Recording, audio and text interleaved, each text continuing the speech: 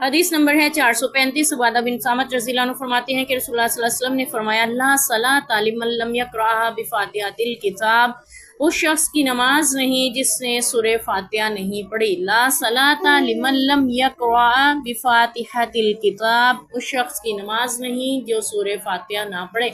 अब इससे हमें पता चलता है कि नमाज में सूरह फातिहा जो है, इसको नमाज के सूरह फातिहा का एक नाम सलात भी है ना, नमाज, यानी जिसने सूरह फातिहा पढ़ ली उसकी नमाज हो गई।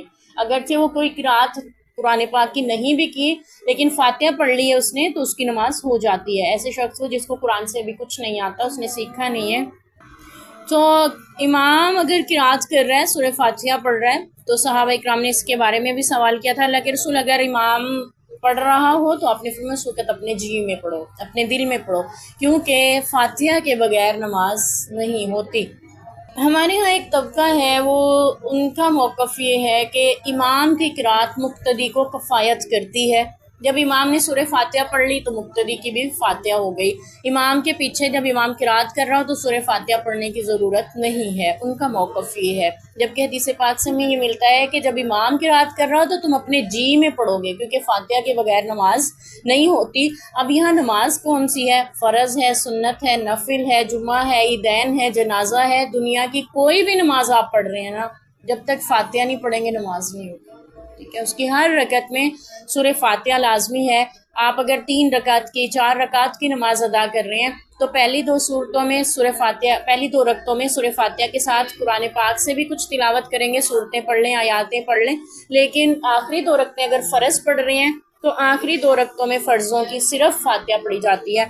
हाँ, कहीं ये भी मिलता है कि आप कभी कभार कोई आयत अदा भी कर लेते थे, पढ़ी भी जाए, यानी अगर कभी पढ़ी भी जाए आखिरी 2 रकतों में कोई कुरान पाक की सूरत या आयत, तो इसमें कोई गुनाह नहीं है, पढ़ी जा सकती है। लेकिन आम असूल ये है कि आखिरी 2 रकतें 4 फ़र्ज़ जैसे ज़ोहर के और असर के और इशा के आप पढ़ते हैं तो आखिरी 2 रकतों में सिर्फ सूरह फातिहा पढ़ेंगे। इसी तरह मगरिब के आखिरी फ़र्ज़ जो तीसरा फ़र्ज़ होता है, पहली 2 रकतों में तो आप सूरत और सूरत फातिहा पढ़ेंगे, उसके साथ कोई सूरत या कुरान पाक से कुछ आयतें पढ़ेंगे।